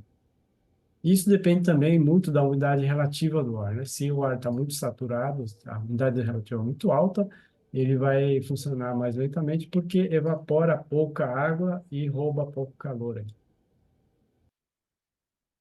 Outro experimento relacionado com termodinâmica, né, é a ebulição da água em função da pressão. Então, vamos ver esse experimento. Aqui é um gráfico mostrando como é que a pressão afeta na temperatura de ebulição da água. Então, a água ferve mais ou menos a 100 graus se você estiver a uma atmosfera de pressão, né? A nível do mar, ele ferve a mais ou menos 100 graus. Agora, se eu tiver numa pressão mais baixa, a temperatura de ebulição também cai, né? Então, em regiões da Terra em que a pressão é mais baixa, em grandes altitudes, por exemplo, a água ferve numa temperatura menor.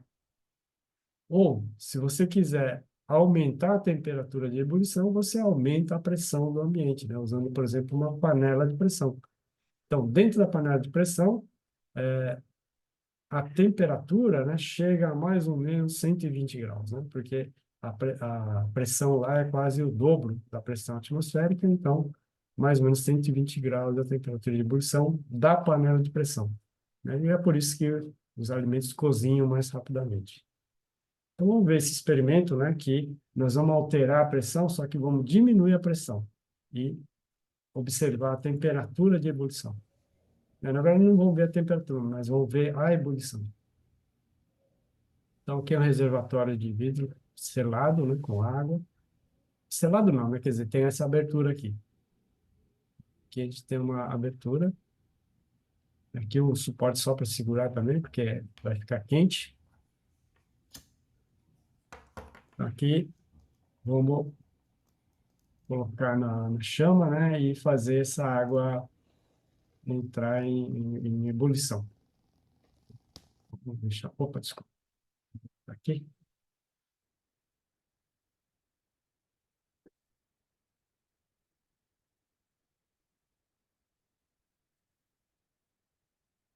Bom,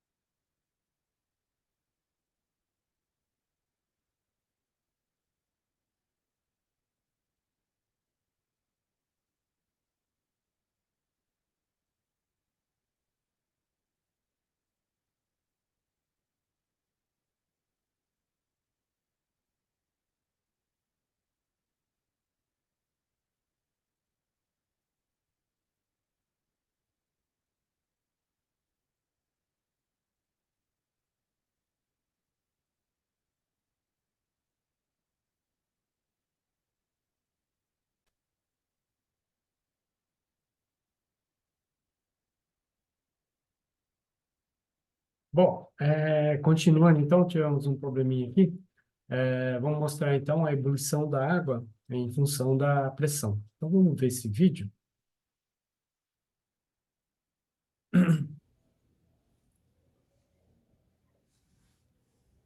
Então aqui eu tenho água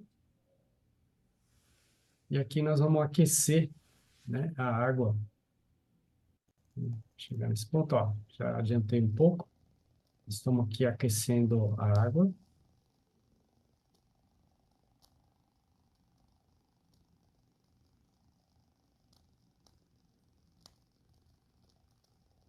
Então, quando a água começa a entrar em ebulição, né, como aqui estamos em São Paulo, a ebulição da água ocorre mais ou menos a 98 graus Celsius. Não é bem 100 graus Celsius. 100 graus Celsius é a nível do mar.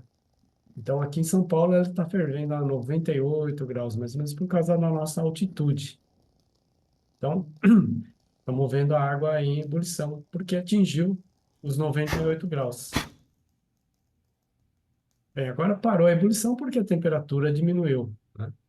Mas eu posso fazer essa água ferver mesmo com essa temperatura menor, basta você diminuir a pressão. Então, vou usar uma seringa e diminuir a pressão. Tá? Na hora que você puxa o pistão, o êmbolo da seringa, começa a ebulição. Tá? Então, parou a ebulição, ó, diminuindo a pressão, ó, de novo começa a ebulição. Mais uma vez. Ó. Então, conforme você puxa a seringa, a água começa a ferver imediatamente, porque agora a pressão diminuiu, a temperatura de ebulição também diminuiu.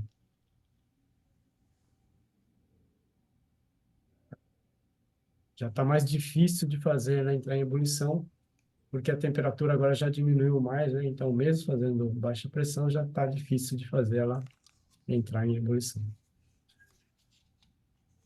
Bom, então vamos continuando. Outra aplicação interessante dessa questão de evaporação, né, que é a evaporação retirando calor, é o psicrômetro, né, é chamado psicrômetro ou é um termômetro de bulbo seco e bulbo úmido. Então vamos ver esse experimento que é bem interessante para você poder medir a umidade relativa do ar. Então aqui tem dois termômetros idênticos, né? Um dos termômetros, ele tem o bulbo que está enrolado com um barbante úmido. E o outro termômetro, o bulbo está seco, né? Ambos os termômetros são idênticos. Então aqui a temperatura ambiente dá em torno de 20 e, digamos, 26 graus, né? E o outro termômetro, como está com esse bulbo úmido, ele está marcando em torno de uns 22 graus, né? Então, aqui 26, aproximadamente, e aqui uns 22. O bulbo seco está mais quente do que o bulbo úmido, né? Por que isso? Porque o bulbo úmido ele está evaporando a água, e a água está roubando calor, e com isso diminuindo a temperatura. Bom, vamos ver aqui, ó, 4 seria a diferença entre os dois termômetros. Então, vamos ver aqui na coluna 4 graus e 26. 26 é a temperatura do seco. Então, com essa tabela, a gente pode fazer uma estimativa da umidade relativa do ar, que nesse horário estava em 70%, né? Nesse clima, no microclima do laboratório, estava em 70%. É lógico, isso aí vai mudar de acordo com o ambiente, né? Se está com ar-condicionado, se é lá fora, por exemplo, então muda muito a umidade relativa do ar. E nesse caso, você pode fazer a medição por meio da temperatura do bulbo úmido e do bulbo seco. Vamos lá para a próxima. Aqui seria uma máquina térmica a ar, né? Então, nós vamos agora ver uma série de experimentos que usa ar como fonte de trabalho, né? Em vez do vapor, nós vamos usar o próprio ar. Então, isso aqui é uma máquina de sopro, né? Então, vamos ver como que funciona. Aqui é um disco de CD, tem aqui um pistão, na verdade, uma seringa, o pistão da própria seringa. Aqui, um tubo de vidro, onde você pode injetar ar, e aqui, aonde você pode assoprar e injetar o ar. Acontece que conforme você gira ali o disco, o movimento de rotação faz com que esse tubo suba e desça, suba e desça. Então, é só acertar. Nessa posição, entra ar. Então, eu vou assoprar, então, vai entrar ar e vai empurrar o pistão. Mas conforme o disco gira, esse vidro vai para baixo. Quando ele vai para baixo, o ar ele sai, não entra. Então, o pistão ele volta para expulsar o ar que estava aqui. Aí, de novo, na meia volta seguinte, o ar entra e empurra o pistão para lá.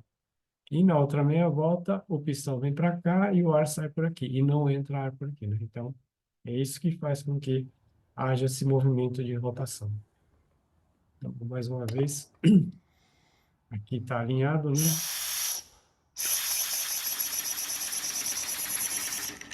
As máquinas térmicas pistão, né? Funcionam com o ar entrando e saindo, entrando e saindo.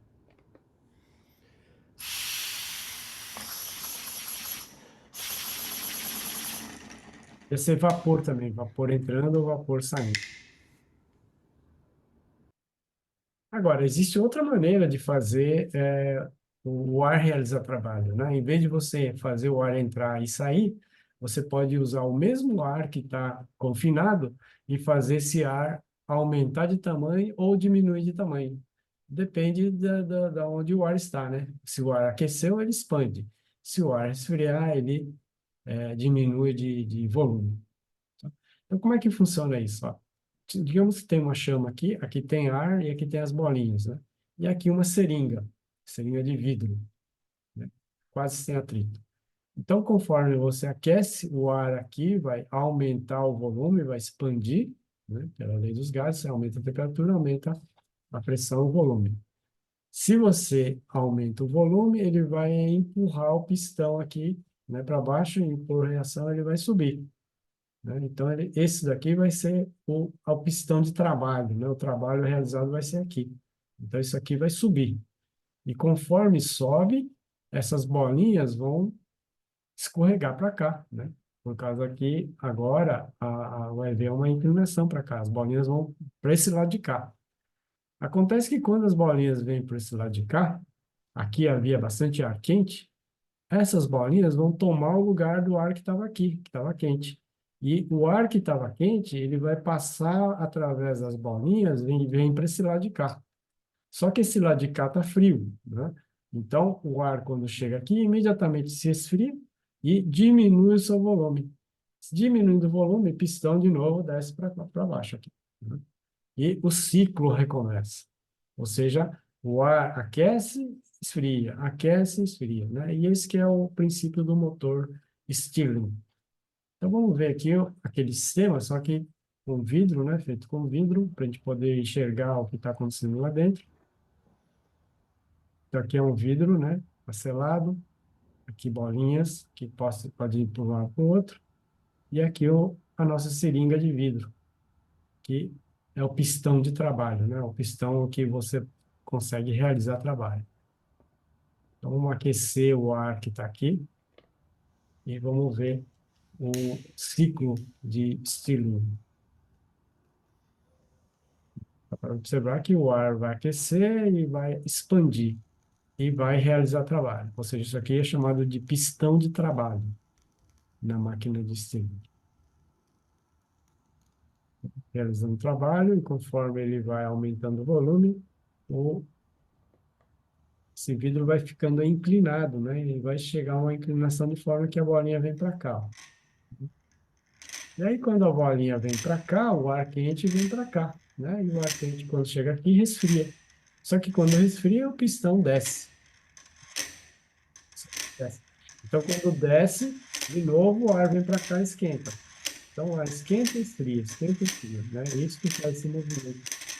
E essas bolinhas nós chamamos de pistão de troca, né? A gente chama de pistão de troca porque nada mais é do que um pistão que troca de lugar com o ar quente e o ar frio, né?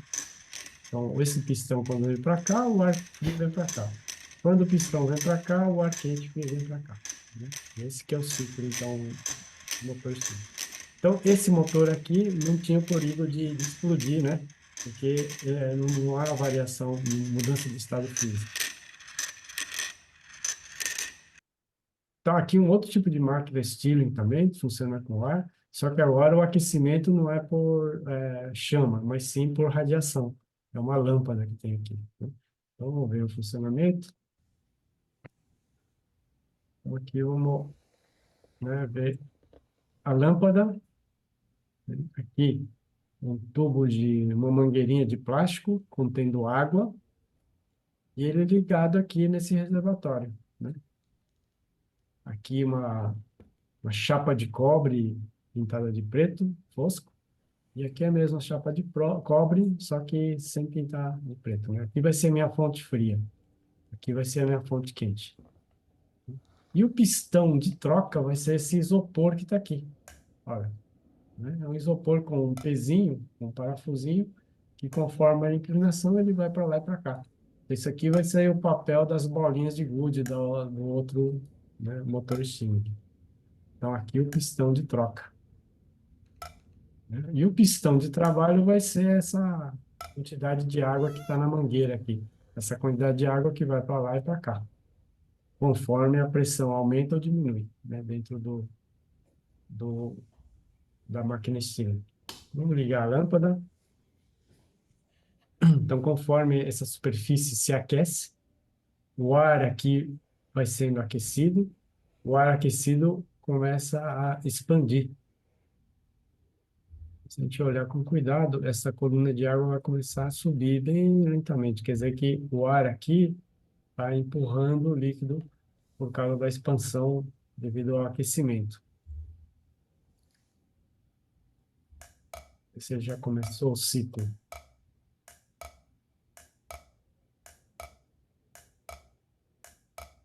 Sim, agora já começou. Então, repare que aqui, esse daqui é o pistão de troca, né? Ele vai trocar de lugar com o ar quente, o ar, quando está quente, ele vai para cá, resfria, né? Aí, quando o pistão vai para lá, o ar que estava frio vem para cá, esquenta. Então, conforme o ar esquenta ou esfria, essa quantidade de água vai para um lado, vai para o outro, mudando o centro de gravidade, né? E fazendo com que esse negócio fique balançando. Então, esse aqui também é um outro exemplo de motor Stirling bem simples, que usa agora a radiação, né, como fonte de calor.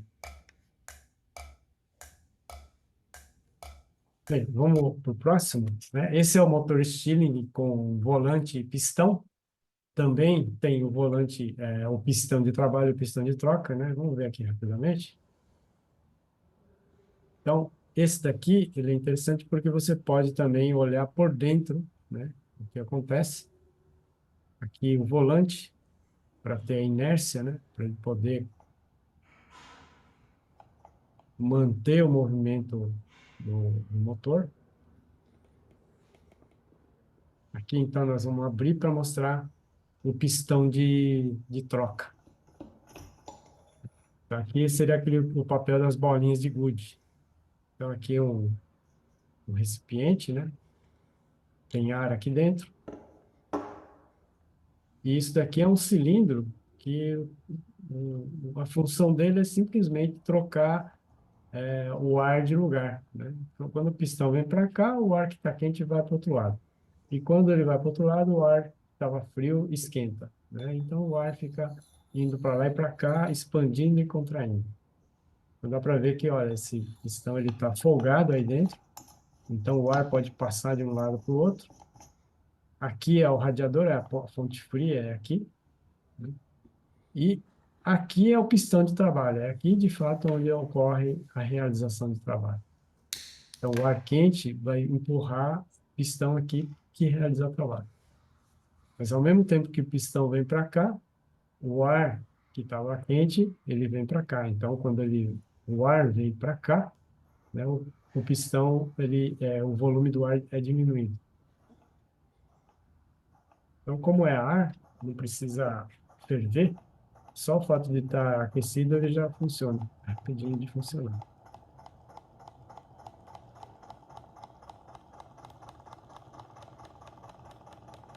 Então, esse é um motor, outra versão, né, de motor Stirling. Então, existem inúmeras versões de motor Stirling. Vamos ver agora um outro motor, né? Só que esse não é Stirling, é um motor termoacústico. Então, esse efeito termoacústico é muito interessante porque transforma agora energia térmica em energia sonora, né? Por quê? O som nada mais é do que o ar em vibração. Então, se eu fizer um movimento de vibração no ar, posso produzir som. Então, vamos ver esse experimento que é bem simples, porém bem interessante, que é um tubo de vidro fechado, né? Ele é fechado aqui numa das extremidades, e aqui é palha de aço, né? A gente conhece como bombril, essa palha de aço, coloca ali mais ou menos no final aqui, né? Não tem uma posição muito certa, né? Qualquer parte aqui, ele funciona. Aqui ele é aberto, né? E aqui é só um suporte para segurar. Isso aqui vai ser a nossa fonte fria, né? Que é um tecido, nós vamos umedecer o tecido, né? Para que haja, para ele roubar o calor. Então, vai ser a parte onde o ar deve ficar frio. Essa é a minha fonte fria, então. E aqui desse lado, o bombril, né? Ele vai ser aquecido. Então, vai ter uma fonte de calor bem aqui desse lado de cá. Então, o que vai acontecer, né? O bombril aqui vai ser aquecido, o ar aqui está aqui no meio dessa palha aqui de aço, o ar vai se aquecer, só que quando aquece o ar se expande, né? E o ar vai se expandir para todas as direções, né? Para cá e para lá. E quando o ar expande e encontra a fonte fria, imediatamente ela contrai, diminui o seu volume, né? Então ele volta de novo para cá, porque diminui uma compressão, né? Aí depois chega aqui, esquenta de novo. Então o ar vai e vem muito rapidamente. Então, ele vai gerar essa vibração no ar. Só que essa vibração ocorre em todas as frequências, né? Em várias frequências. Mas aquela que tiver, aquela frequência que entrar em ressonância com esse tubo, ou seja, quando formar um quarto de comprimento de onda do som, nós vamos ter essa prevalência desse som. Então, esse som que nós estamos ouvindo agora é exatamente o ar que está aqui entrou em ressonância. Então, dependendo do comprimento de tubo, eu vou ter, então, outras frequências. Aqui a gente pode mostrar o ar vibrando, indo para lá e para cá, e essa hélice girar. O ar vai e volta. Essa vibração. E ali é uma região de ventre, né? Enquanto que aqui é uma região de nó, uma região intermediária.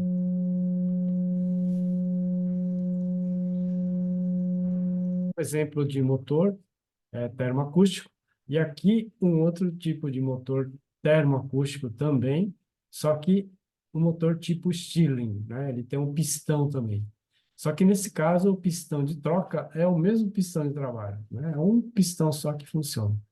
Então vamos ver também que é bem interessante esse motor, que também ele usa esponjinha de aço, bombril, ele tá cheio ali. Aqui uma conexão. Eu fiz isso aqui só para não precisar daquela fonte fria de pano úmido, né? Então fiz aqui uma espécie de radiador, é um tubinho de cobre, né, com aletas, que aqui você vai resfriar o gás com mais eficiência, né? Então não preciso aqui daquela fonte fria. Então isso aqui vai servir de fonte fria, radiador. Então aqui vou aquecer o ar, né? O ar vai expandir, só que quando chega aqui ele vai resfriar, ele vai contrair. E aqui está o pistão. A gente pode ver que conforme o ar aquece, ele vai, né, ele vai expandir. E aqui eu tenho outro efeito, quer dizer, eu posso fazer esse negócio vibrar, forçar o ar a passar por aqui. Quando o ar força, ele é forçado a passar por aqui, ele vai resfriar. Então, esse pistão agora, ele, além de mais, ele vai forçar o ar a passar por aqui, de forma que ele comece a vibrar. Eu preciso fazer um pequeno ajuste aqui, né? Colocar mais ou menos ar.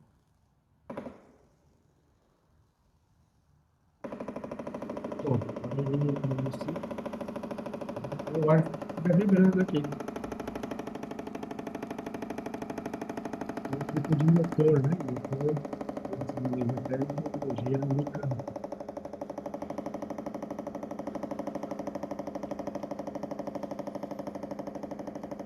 E essa vibração você pode usar, por exemplo, para gerar eletricidade, né? Basta colocar um ímã bem na ponta do pistão e aqui uma bobina. A variação do fluxo do campo magnético vai gerar campo elétrico que vai induzir uma corrente aqui. Um gerador para energia.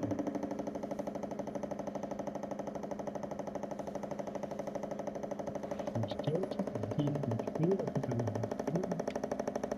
E o pistão fazendo esse movimento devido ao aquecimento, expansão e compressão do gás.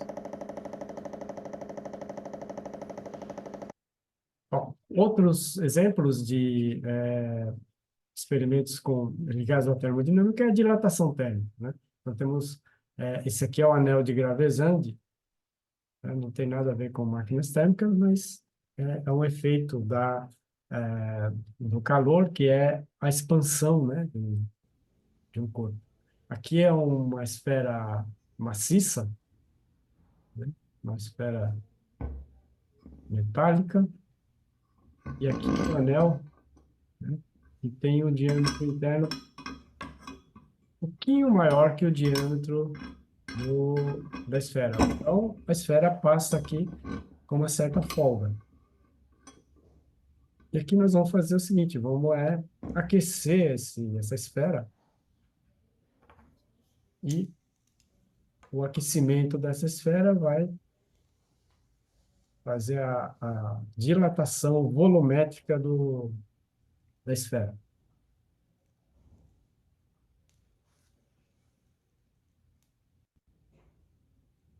Vamos acelerar um pouquinho, né, eu acho que já deve ser suficiente, né? Já está bem aquecido. Então, vamos ver se agora ele passa no anel. Ó, não passa mais. Então, agora vamos esperar um pouquinho, né? Ter um pouquinho de paciência, nós vamos observar a esfera resfriando, e esse resfriamento agora vai diminuir o seu volume, né? Então, a diminuição do volume vai fazer isso, a esfera cair. Então, é o anel de Gravesand. E esse aqui é um outro também, é uma dilatação térmica através de um par bimetálico, né? Então, isso aqui é um par bimetálico, são dois metais colados, né, um ao lado do outro, e conforme você aquece, um metal dilata mais do que o outro, e você pode fazer essa coisa se distender, né? E esse ponteiro vai indicar quanto que ela, né, dilatou, um lado dilatou mais do que o outro. Vamos ver aqui. Isso aqui é bem rapidinho. A gente pode usar a chama de um isqueiro mesmo para aquecer esse par bimetálico aqui. A dilatação vai fazer essa coisa esticar, né, e vai fazer o ponteiro aí subir.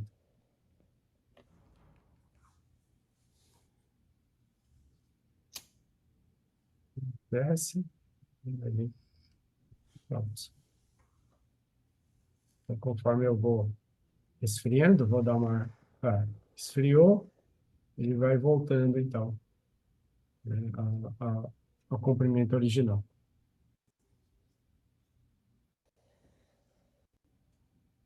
Agora esquentou de novo, agora eu dou uma esfriada com álcool, para mostrar que voltou ao tamanho original.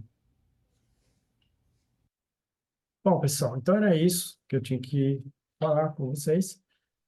Mais vídeos vocês vão encontrar aqui nesses canais, né, no YouTube, Física Universitária, Física na Prática, e aulas, né? Aqui você tem bastante experimentos caseiros que a gente montou na época da pandemia, então, com material simples, né, caseiro, você pode montar alguns experimentos. E o meu agradecimento especial ao Maurício, né, Maurício Klein, que sem ele eu certamente não ia conseguir fazer esses vídeos, né? E ele ajudou muito também na montagem dos vídeos, tanto no Física Universitária quanto na Física na Prática. Bom, é isso, pessoal. Muito obrigado, então, pela atenção.